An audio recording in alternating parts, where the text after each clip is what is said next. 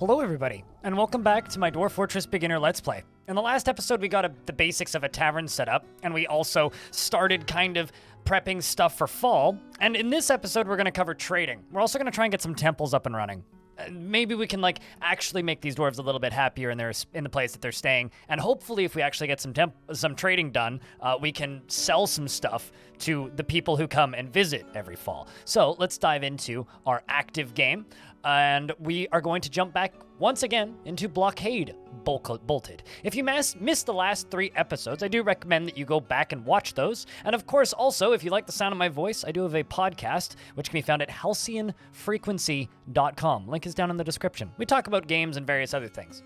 Now, as we dive in to this here playthrough, if we remember correctly, we set up some bedrooms, we set up our kitchens, we set up our foods stockpiles, and we, of course, set up the very beginnings of our tavern. And then up on the surface, we have our trade depot, we have our carpenter shop, which we do need to move underground, and we have our lovely little wood stockpile, which has become very empty. Now, if we, once again, kind of do a run through, we also have our manager, our chief medical dwarf, which needs some additions made to it, as well as our broker and bookkeeper. Everything is set up, everything is in order, and we are in early autumn. It is currently the 11th of limestone, and we are kind of looking around at things that we can get done. We still have our wagon here that still has a whole lot of other things in it that need to come out, including a bunch of different weapons. Perhaps once we get a couple more population members into this fortress, we can get some items down into a military squad of sorts, if you will. We also have a rather upset dwarf, or a dwarf who's getting upset, which we're going to go take a real quick look at and be like, what's wrong over there, dwarf? We've got, of course, our chief medical dwarf, Kubak, who is a competent mace dwarf, in fact, and is rather annoyed at the lack of chairs. And, frankly, I don't blame him. So I think the first thing that we are going to work on in this episode of this here beginner fortress is we're going to try and get this tavern to a place where it's functional. So I think what I'm actually going to do is remove a bunch of these jobs over here that are smoothing this floor, just because it is taking a little bit and it's going to take too long to get it done. We're just going to unpause it and let it kind of run so that they can finish these up. And I'm also going to jump over to the manager screen real quick, and we are going to grab a couple of chairs. So chairs that are made out of rock are actually called thrones. So we're going to type in throne, and as you can see, you got various different materials. So we're gonna go back and type in rock throne. The rock thrones, by default, makes 10, which is all we really need, and they're going to get to work on that in a jiffy once it gets assigned. However, we still have these rock blocks that are getting worked on, so I'm actually just going to pause this job here so that they get to it right away when it gets assigned. Jumping back up to work orders, as you can see, the job has been mandated, so it is going through, and our dwarf is now going to work on those blocks and or is going to work on those thrones instead of the blocks, which is going to be a much needed change. And then we can get those in here. So, furniture. We do have thrones that we made previously, which we're going to get set up in our tavern, as well as these tables. So let's just get a few of those made, shall we? If you click the Keep Building After Placement, you won't have to tab out of the menu every single time. Now, keep in mind, it is very important that you only assign 1 chair per table, otherwise dwarves will fight about the location. But we have an announcement here, and this is the arrival of our supply caravan.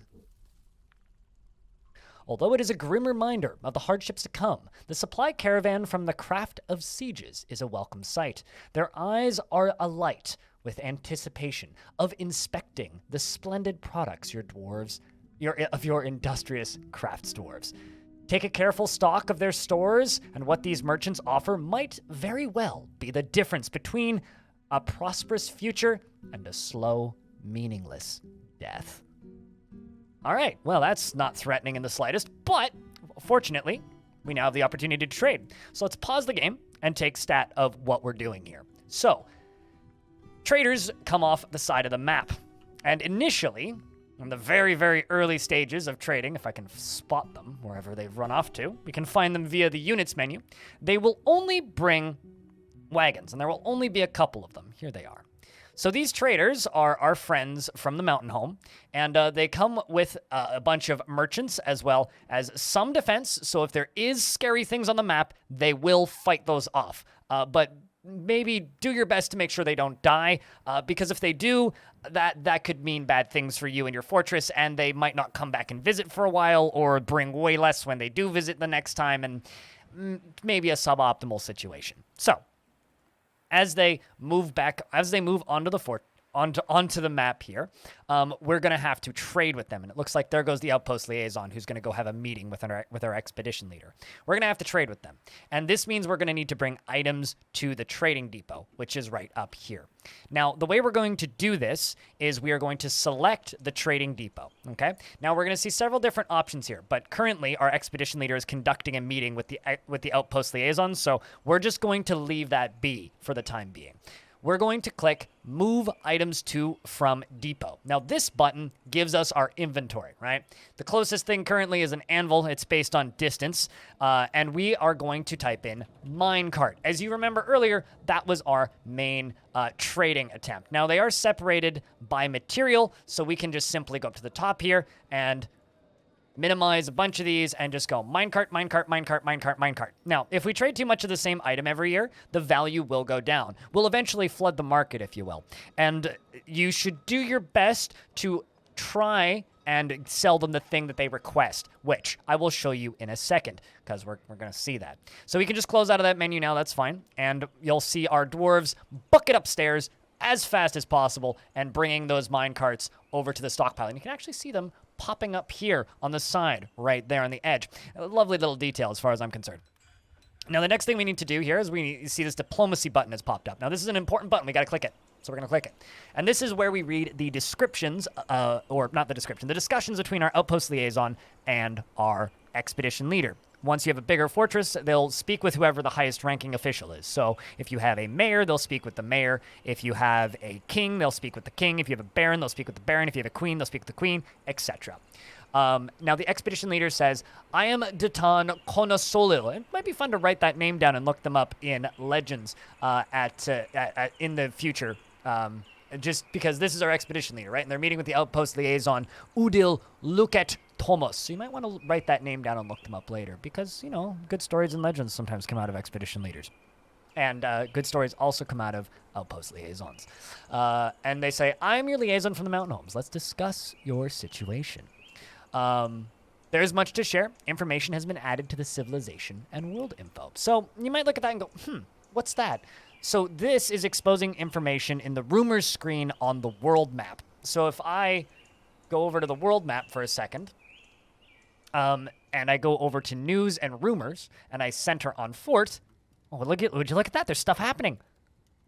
So we are this tiny little dot in the middle here. If I click civilizations, it's going to show you the allegiances as well, which is very useful. But if I click on news and rumors, this is this right here in the very center of the screen, this little yellow dot, that's us.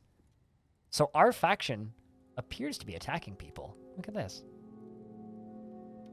That, or they are settling new places. In the early spring of year 100, a group calling itself the Banner of Confusing founded Ray Sling after a journey from the lands of the Craft of Sieges. Yeah, our faction is expanding. Well, that's good signs. Good news indeed. Thank you very much for the good tidings, dear trade caravan. So they've given us this update and news. Also, you can close out of this window at any time and jump back into it as you wish. Unlike the older versions, if you played those, you're not locked into this screen until you're finished with it. You can back out of it. So now they're going to ask us a question and say, what do you want us to bring for next year? So you think to yourself and you go, man, what am I lacking? What do we really need right now? Well, I'm thinking to myself and going, you know, we're kind of short on metals. Maybe we should ask for some iron. Also at the same time, like, perhaps we need another anvil. And lastly, like, what if they brought us some musical instruments? I have no idea what a kesh is, but maybe they should bring us one of those. So we're going to exit out of this screen now. As far as what you should bring, it doesn't really matter. Just request some things, and request things that you think might be useful to your fort at the time. Whether that's weapons, cheese, a pet cat, whatever you need.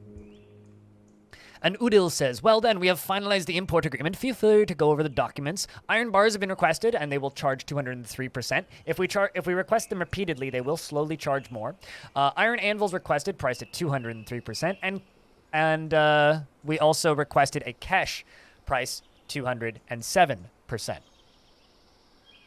So with that done, Udil says, let's discuss what we are willing to offer you for your craftsdwarfship.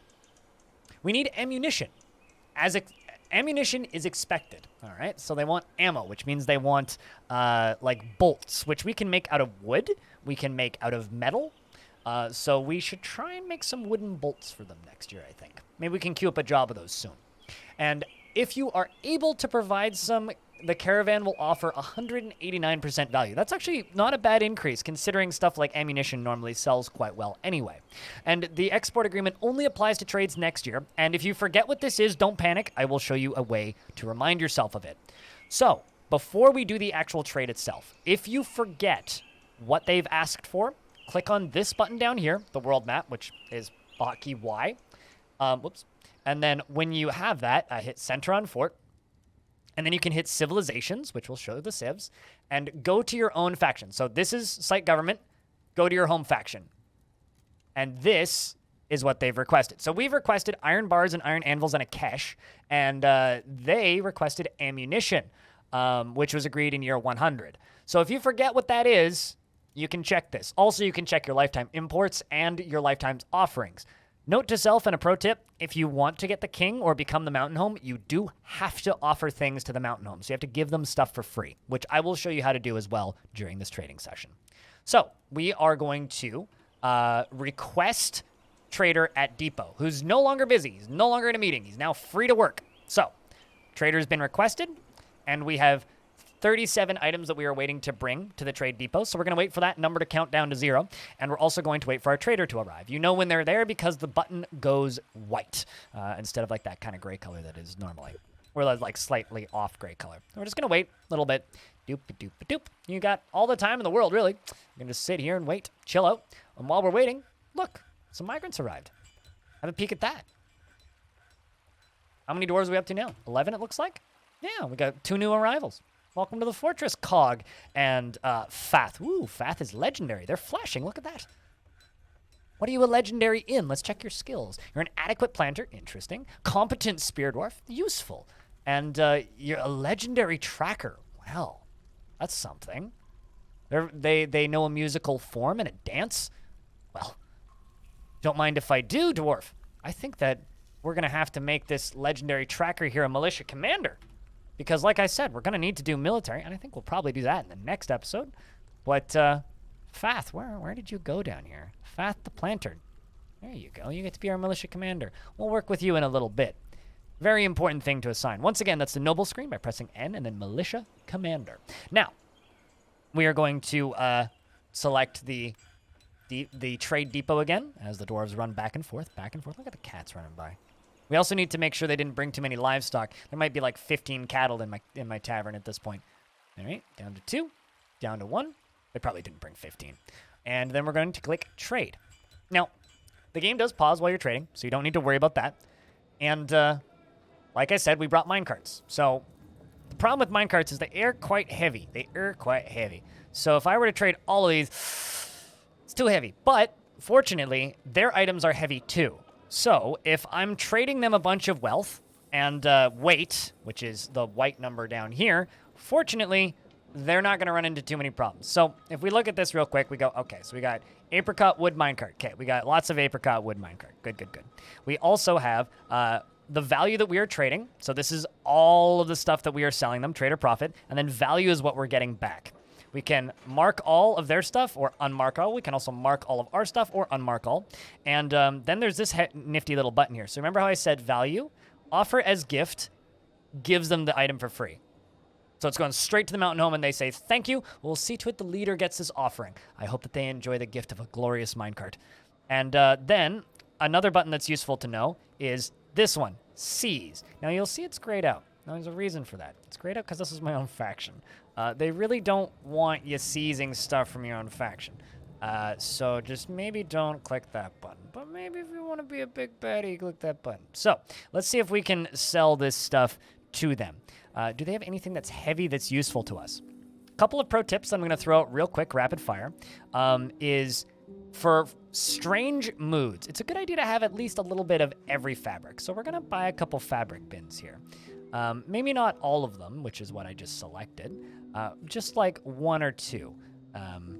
Just some spider silk, you know, some yarn, if they have it. Okay, they just brought a lot of spider silk. Pigtail cloth and spider silk, fine. Fine then. But the thing I'm actually here to buy is we want to buy some weapons and some armor, specifically. Because we do have the copper stuff, but it's not the greatest. Ooh, a black cap trading store, that's kind of neat. But we're going to buy those 2 picks, first and foremost. We're also going to scroll up a little bit and look for items that are heavy, because that is the main thing stopping us from trading with them. They do have some barrels with milk in them. We could make cheese from those. But we're going to scroll up a little bit. Let's grab some toy hammers for the kids.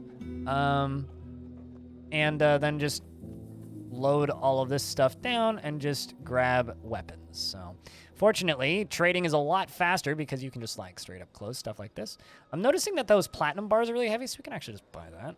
Knocks a little bit of our value down, but does pull a lot of weight off of here. They have a warhammer, which isn't that heavy, unfortunately. They have a short sword, which isn't that heavy again. They have a bismuth, bronze spear, and a steel spear. We'll take those. They have 2 maces, which is also pretty good. And weight's not in our favor right now. Can I just, like, maybe remove some of the lower value ones and balance this out a little bit? We're getting there. Let's remove the 60s. And so I could probably just buy 1 or 2 more things. Buy the breastplate. You don't want to purchase training swords. Just don't even worry about that. Let's buy those 2 nice cloaks. Let's buy those 2 low boots. And maybe pull one of these off. Pull one of these off. So they want to make a very hefty profit. Okay? And this is based off of the skill of your broker. Usually it's about 30%. You want them to land in the green amount. If it's in the yellow amount, it's a dice roll as to whether or not you'll make it. It's your skill versus their skill check. So we're going to try and trade this yellow value and not give them the maximum profit. Let's try it. Fingers crossed.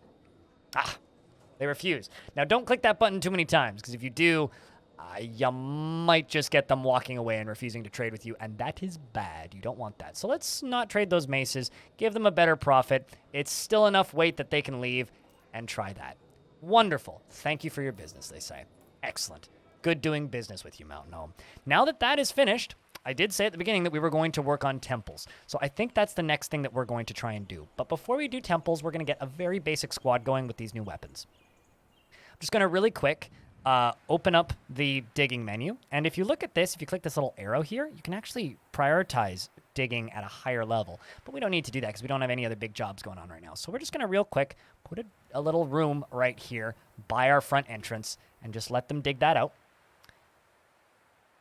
He says as he's like, with confidence, like he doesn't have any other mining jobs going on. Are there other mining jobs going on? Oh, I see. They're all smoothing walls. That makes sense. All right. Well, let's in that case, we'll bump the priority up just a little bit more so that they're more likely to do this. See, instead of smoothing those walls, they run up here and dig this whole spot out. Now, we did make a bunch of blocks, and I'll be honest with you, I'm not super fond of the kind of clay floors. I think they're a little ugly looking. So we're going to throw down some block floors and just make this area look a little bit more presentable.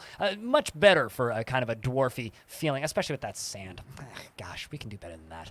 Any self-respecting dwarf would never, ever make themselves live and work in a muddy hole. They would at least pave it. So we're going to do just that. 1, 2, and done. We're also going to plop one down there in the front. And then what we're going to do is we're going to make this into a zone. Specifically a barracks. All right. Now this barracks is going to be very important to us in a second because we are now going to close the military tutorial because I am a nerd who doesn't need that. We're going to open this down here in the bottom, this military screen, which we can also open by hitting Q. And we're going to click Create New Squad. Now, we have several different options here, but we're going to click Metal Armor. These options allow you to select one of the various metal types. And if you want to make a ranged squad, obviously hit archer. But we're just going to make a metal armor squad. I love this tune, by the way. It slaps. Now, because we only have 11 dwarves in the fort, I'm not even going to bother adding other dwarves to this squad. But if you want to, you can click on the image of the main squad, and then we can assign these positions. Now, when we assign these positions, it actually tells you underneath the dwarf if they have relevant skills in fighting. As you can see down here, Cog is a competent lasher. We also have a competent mace dwarf as well, who's our chief medical dwarf, and a competent hammer dwarf as one of our miners. But that's fine. I'm not going to add anybody else to this squad right now. This is purely for this video. Then, once we've set that up, we can select the squad right there, and then we can go down here to schedule over here on the right. Now, there are several different options that we have here. If we click view monthly schedule, we get the full schedule. We have off duty, okay, normal, off duty, period, don't do anything. On duty, a staggered training where they are training on half the time and off the other half of the time. Training all the time, and ready. I generally swap between ready and training. If you go into edit in off duty, it's also worth noting that there is an option here to get them to keep their armor only. So if I say equip orders only or equip always, if it's set to equip orders only, they only put their gear on when they're ready to go out to fight. And you can, in the zone mode right here, get them to store their gear I don't want to make that into a meeting zone. I can get them to store their gear in here. So you can kind of put their gear by the front door, but it is worth noting that you might want to go into the schedule and edit it so that they keep their armor on at all times. Might be worth noting if you just want to have soldiers at the ready for when baddies appear. Usually what I do, though, is I set them to train until they're good, like trained swords or squads, and then after that I set them to monthly orders. The game's running in the background, so I probably shouldn't have that. But we're going to leave them on train for right now. And then if you look down here, there are several buttons. There's this, which is a kill order, which is assigned to kill something. Don't ever use this on your own soldiers. That'll end very poorly for you. Then we have station order, which is just tell them to stand somewhere. We have the assigned patrol order, which, believe it or not, I have a tutorial on how to set those up over on the KitFox YouTube channel, which is, I think, just called the military screen overview or something, which I recorded about a year ago now, geez. And then over here, we have a burrow defense order, where we can assign them to defend our burrows. And then lastly, we have a training order, which is just tells them to go train. But that's what they'll be doing by default because of the schedule. Anyway, so this dwarf is now going to be running around and getting all of the gear that they need. And we have this fun little screen here. If you click on equip, you can actually see them going to go equip things that we have. So they now have a weapon. Perfect. They're going to go get a body armor. Perfect. We have a backpack over here and water skin. Water skin is very important for if they're going to go out on long trips. And then obviously we're missing a lot of our armor. So we're going to need to work on equipping the rest of this squad. But at the very least, they can go train even while they're partially equipped, which is, this little dwarf down here. So they do have the order to go constant train, which is what we need. We're going to assign them to go train down at the bottom, and that's the basics for military. Now, as we fly back down here, notice we see all of our weapons have been put away. We've still got our booze piling up over there, which is great. We've got our fishery, our butcher shop, our tanner shop. Everything's all set up and looking lovely. We desperately need more chairs and more tables, so let's get those tables set up. Now, the next thing that I said that I was going to do in this video is we're going to try and set up temples. So we are going to put this last table down, and we are going to set up a basic temple for you guys. So we also have this stuff over here that's getting dug out. But instead of getting them to go after that, we're going to set a higher priority job over here. Where do I want to put a temple, actually? Now I'm just, second-guessing myself. How about right close to this entryway? We're going to need to set up a better storage setup anyway, which I don't know if I'll end up doing in this tutorial because this whole tutorial series is kind of designed to last for the first year, and we're getting into autumn. So I don't have too much time left in this particular series. the initial idea for it was a 4-part series, but we'll dig through this and we're going to set up a temple. So temples are places where dwarves go and pray to their gods. There are several different kinds of these. There are petitioned temples, which are for organized religions, and there's also plain, normal, basic assigned temples. Now, dwarves would like temples that are dedicated to their god of choice, and they also want to be able to perform rites to their god. They perform these rites via offering places, also known as shrines. They're constructed as shrines in the or they're called shrines when as an item that you build, but in the build menu they're called offering places, or rather, no, not shrines. They're called altars in the in the management menu and the building menus and the different workshops, and they're called offering places when you build them. And then in adventure mode, they're called shrines. I'm just like middling information together in my brain. It's late. So what we're gonna do is we're gonna get this smoothing, and I'm gonna go up here and we're going to queue up an altar to be constructed. Altar. Although once again, rock altar. That's not how you spell altar. We don't need 10, so let's just say make 3. And we're going to bump this up in priority so it gets done first. We're going to let them smooth that up. And while they're doing that, we're going to make it into a zone. So we're going to add a meeting place. We're going to make a meeting place. Done. We've been through this, done that. We know how we're doing that. And then we're going to click on this little plus sign on the shield. And we are going to set it up as a temple, a new temple. So now we have several different options here. We can also see who are the most popular gods, which is a little bit of fun. Wow, it almost says Gmail. Gmil, or Mil maybe, who's the god of generosity. We have a god of mountains, which is Amas, boulders of turquoise. We also have the Copper, which has 5 worshippers. Rakas the Silvery, which is the god of wealth and trade. Noton the mighty Pears, which is the god of fortresses, war, chaos, rivers, fish, and oceans and lakes. And Madul, the god of death, rebirth, creation, pregnancy, and music. Naturally. Sounds pretty metal. And then down here at the bottom, we have organized religions. Now, these organized religions only form in your fortress if you have 10 worshippers to the organized religion, okay? So you don't need to worry about making specified temples for these until you get enough worshippers that they give you a petition, which will pop up like the diplomacy button up in the top left of the screen, and they will ask you to make one. Now, if you agree to make one of these off of a petition, just note that it'll be easy to spot it in this menu because there will be 10 worshippers for it, at least.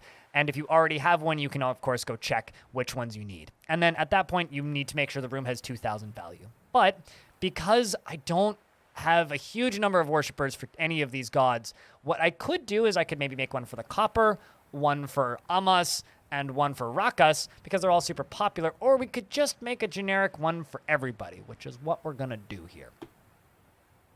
So setting up the generic temple to no specific deity, they name it the Wild Stasis, and we're going to rename this zone to Temple 1, I guess. And this temple is going to need a little bit of furniture, because currently it's a bit sparse, eh? Let's give it a doorway. We do have 2 dolomite doors. Perfect. I couldn't remember if we had any left.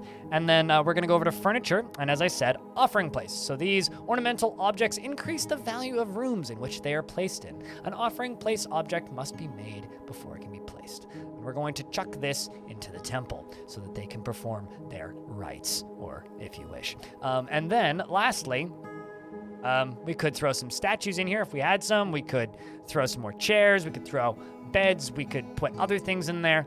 But for right now, that's what we're going to go with. So that's our basics of temples, basics of trading, and also we've halfway set up this tavern. Now, there's a few other things I kind of want to do in this series, just as a little kind of overview for the future. I want to cover some basic machinery, and maybe a windmill, and I would also like to cover how to set up a millstone for cooking. And I think that's pretty much going to be it for this episode. For this episode, and this series has an episode or 2 left in it at this point. So if you've been enjoying this series, I do very much encourage you to check out my Twitch streams over at twitch.tv/BLINDIRL, as well as the massive, I guess at this point, tutorial series of short tutorials that I have on very specific subjects. So if you watched through this and you enjoyed this format and you want something that's a little bit more bite-sized, I do have that very large playlist as well. I just want to say thank you very much to everybody who's jumped onto this channel over the past week, 2 days, 48 hours. I don't even know what's happening. It's been crazy. So you guys are lovely. Thank you very much for watching this video, and I hope to see you in the next one.